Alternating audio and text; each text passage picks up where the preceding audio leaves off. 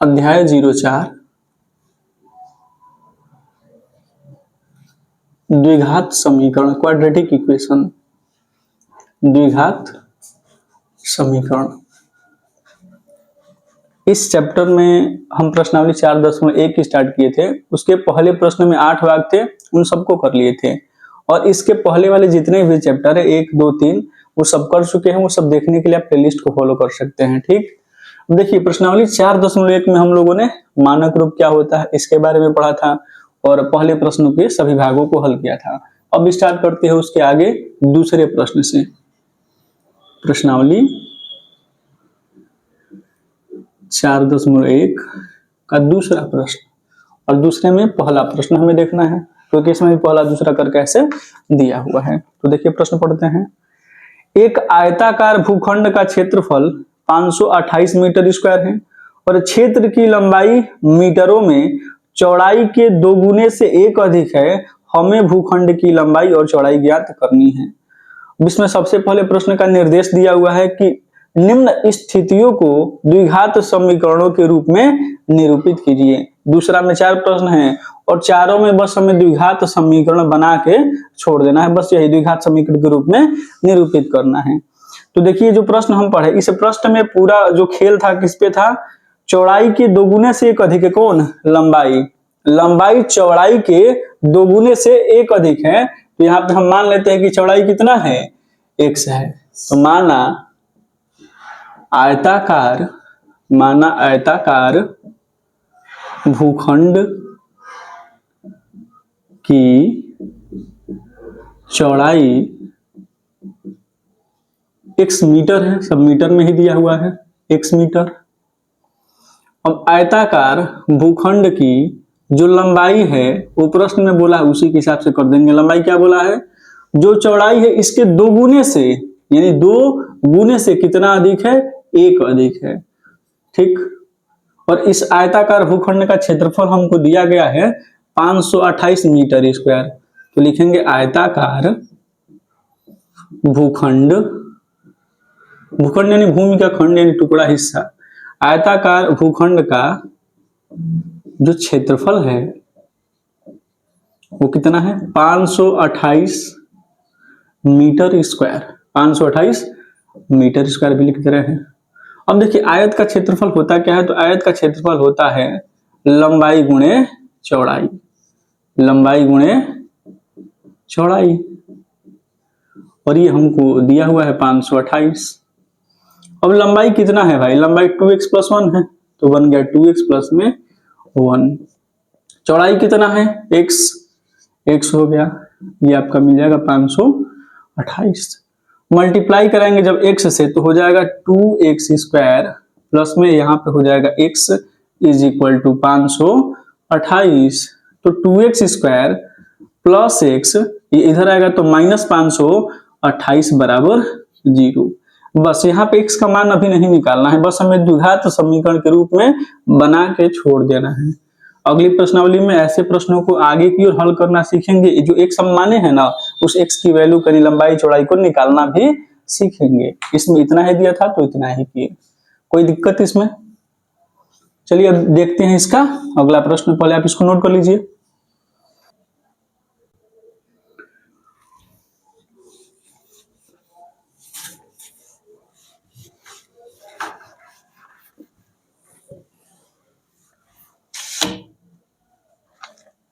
देखिए दूसरा का दूसरा प्रश्न देखते हैं।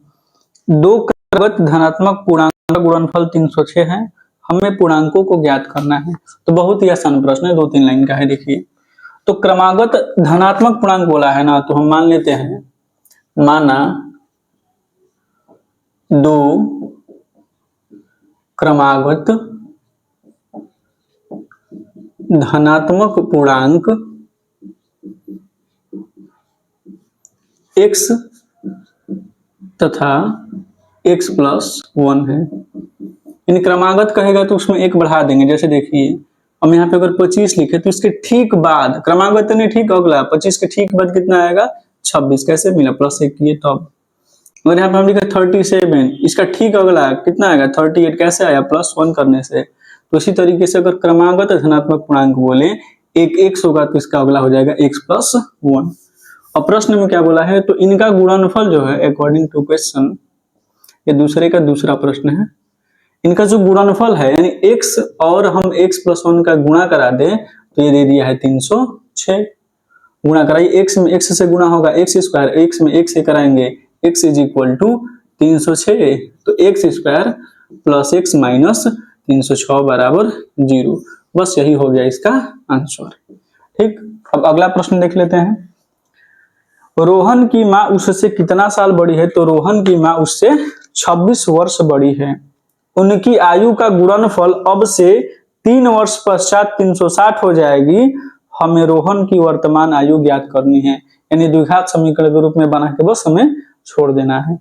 तो देखिए, आयु वाला कभी भी प्रश्न आए तो हम कौन सी आयु लेके चलते हैं, वर्तमान आयु। तो हम मान लेते हैं और रोहन की वर्तमान आयु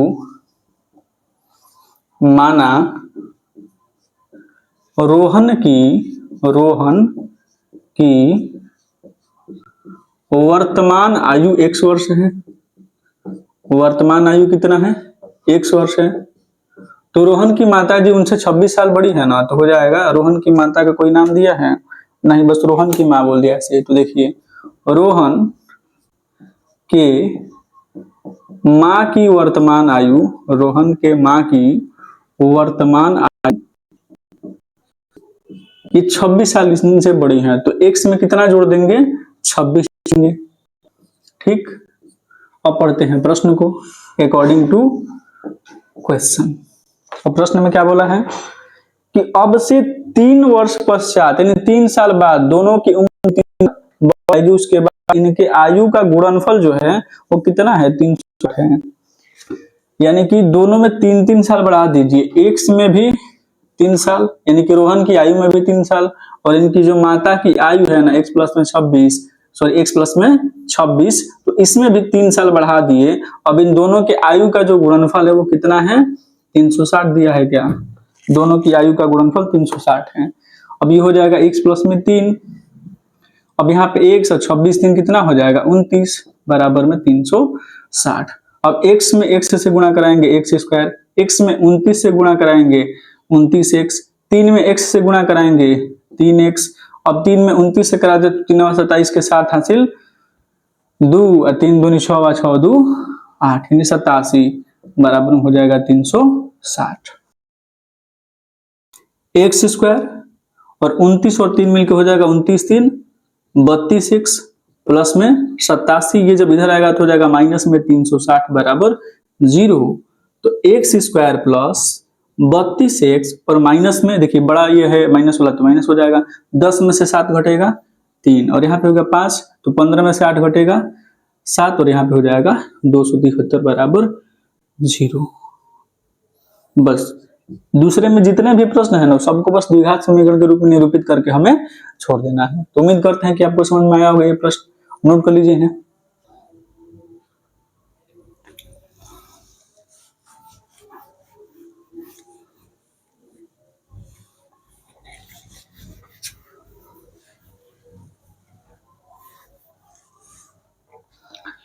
अब देखिए इस प्रश्नावली का अंतिम प्रश्न जो बचा हुआ है 4-10 प्लेट में दूसरी प्रश्नावली का चौथा प्रश्न कि एक रेलगाड़ी 480 किलोमीटर की दूरी समान चाल से तय करती है, यदि इसकी चाल 8 किलोमीटर प्रति घंटा कम होती तो वह उसी दूरी को तय करने में 3 घंटे अधिक लेती। हमें रेलगाड़ी की चाल ज्ञात करनी है।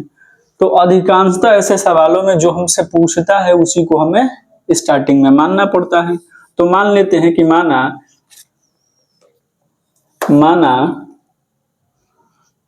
रेलगाड़ी की चाल, रेलगाड़ी की चाल x किलोमीटर प्रति घंटा है। ठीक, अब यहाँ पे इस प्रश्न में 2 कंडीशन दिया हुआ है, दोनों को हम अलग अलग बना लेते हैं। देखिए ऐसे कभी भी रेलगाड़ी वाला या फिर नाव वाला सवाल आ जाए उसको हम 2 जगह बनाएंगे। ठीक, अब यहाँ पे हमें क्या क्या लिखना है, तो यहाँ पे हमें चाल, दूरी और समय, ये 3 चीजें हमें लिखनी रहेगी हर एक प्रश्न में ऐसे ही करना है। देखिए चाल कितना है भाई, तो चाल x मान के चले है ना, तो x किलोमीटर प्रति घंटा। इसकी दूरी कितना बोला था, तो दूरी बोला था 480 किलोमीटर, तो 480 किलोमीटर लिख दीजिए। और समय यहाँ पे कुछ बोला नहीं है तो समय को हम बोल देते हैं t1। जो यहाँ पे समय 3 घंटा दिया है ना, वो दिया है कि हाँ 3 घंटा अधिक लेते हैं, कब, जब इसकी चाल को हम कम कर देते हैं। तो दूसरा केस यहाँ पे बनाते हैं, दूसरा कंडीशन। अब यहाँ पे फिर वही चाल, दूरी और समय, तीन बातें, चाल, दूरी और समय। तो चाल यहाँ पे कितना, तो चाल 8 किलोमीटर प्रति घंटा कम हो गया, तो था x, अब x से कम हो गया यानी घट गया, कितना घट गया भाई 8, तो लिख लीजिए x minus 8 kilometre per hour. दूरी तो वही है, यहाँ भी 480 किलोमीटर ही दूरी है, 480 किलोमीटर के डिस्टेंस। समय यहाँ पे t1 बोले हैं और यहाँ पे समय t2।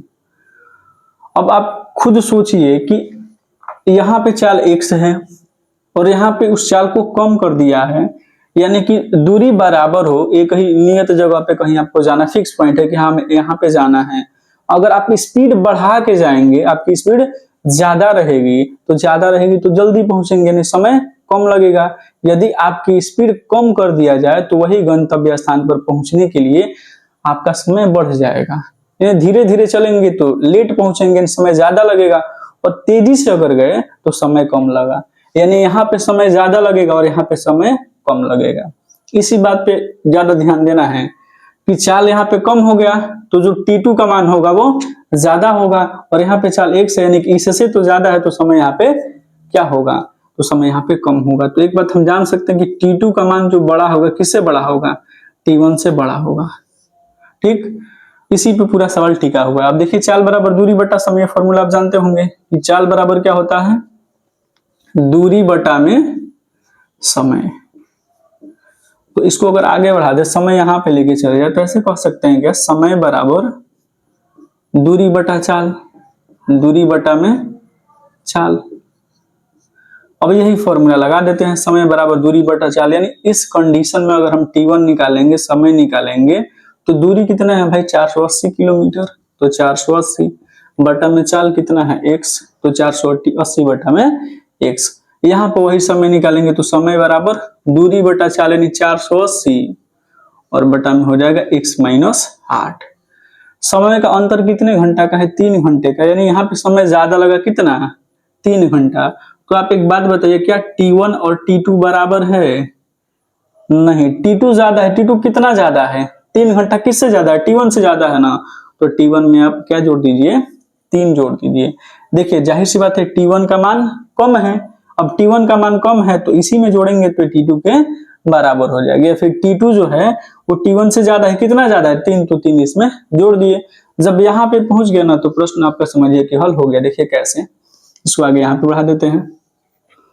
3 प्लस में t1 यहाँ पे है, कितना निकला है 480 बटा में x, तो लिख दीजिए 480 बटा में x is equal to t2 कितना है 480 बटा में x माइनस 8।